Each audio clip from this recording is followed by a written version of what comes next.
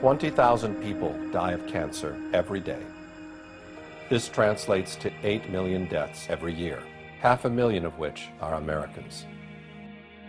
At the beginning of the last century, 1 person out of 20 would get cancer. In the 1940s, it was 1 out of every 16 people. In the 1970s, 1 person out of 10. Today, 1 person out of 3 gets cancer in the course of their life. Over 1 million Americans are diagnosed with a new cancer every year. All these people suddenly plunge into a dark tunnel that will dramatically change their life for many years to come. Faced with an apparently endless chain of medical tests, examinations, second opinions, medications, new tests, surgical operations, support therapies, and follow-up checks, they find themselves at the complete mercy of the disease. While in that tunnel, each patient feeds an immense medical apparatus that employs hundreds of thousands of people and generates millions and millions of dollars for the medical and pharmaceutical industries. From research laboratories to medical schools, from prevention clinics to worldwide drug sales. Today, the cancer medical apparatus is so large and expensive that it needs its patients in order to survive, just as much as the patients need the apparatus. Cancer is a big business, one of the biggest businesses. The typical cancer patient spends at least $50,000 to treat his or her disease. With 1 million new American cancer patients every year, that translates to $50 billion annually spent on cancer treatment in the United States. Hello and welcome to this special edition of the American Health Journal. I'm your host, Roger Cooper.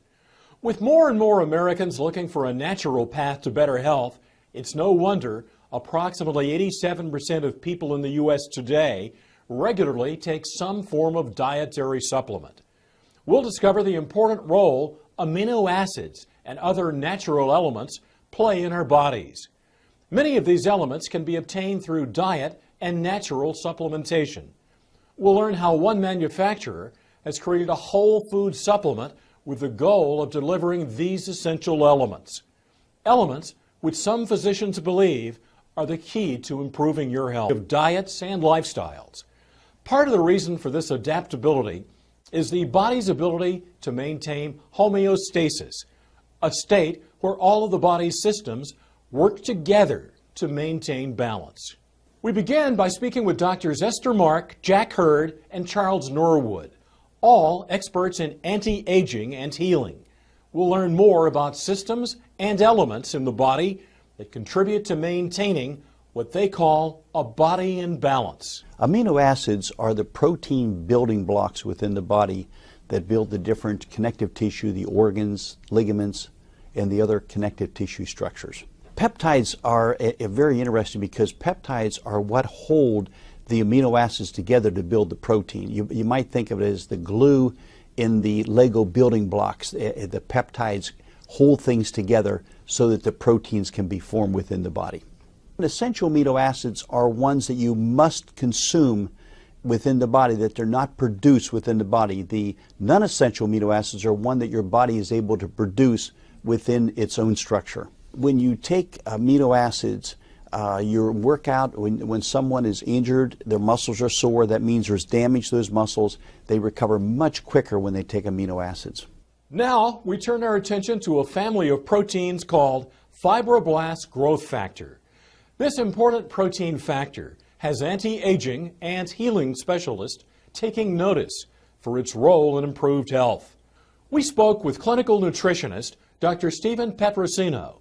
He believes FGF may hold a key to unlocking healing for a range of symptoms, from joint pain and poor quality hair, skin, and nails, to poor sleep, low energy, low libido, and even depression.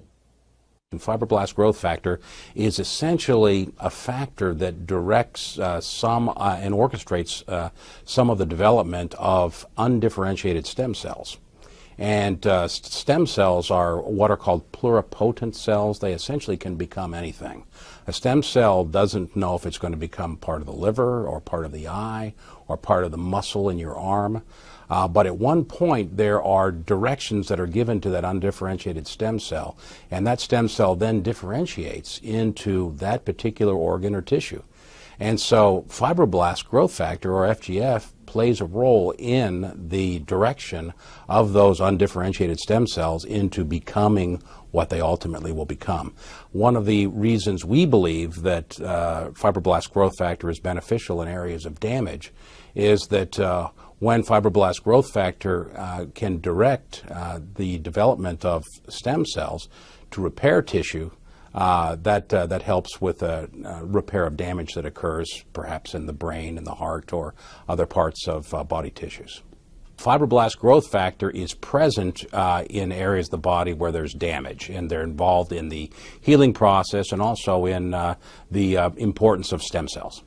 Research on FGF began over 80 years ago when it was discovered to exist in a surprisingly common whole food source. Dr. Davidson was a renowned medical doctor that practiced in Canada from the late 1920s into the 1940s. And his research was done primarily with fertilized eggs. And he actually found a process by which an extract of the white of a fertilized hen's egg was freeze-dried, and he used that extract to treat patients with cancer and was finding remarkable success. About 50 years later, other researchers in Norway found by serendipity this research and added to it, and the end result is the product we know as Laminine. Study showed that fibroblast growth factor concentrates in areas of the body that are have undergone damage. That study looked at areas of the brain and found that where there was damage, like a stroke, fibroblast growth factor would concentrate in the area of the damage to assist in the repair. Welcome back to the American Health Journal. We now take a close look at a supplement called Laminine that aims to deliver a combination of amino acids and fibroblast growth factor.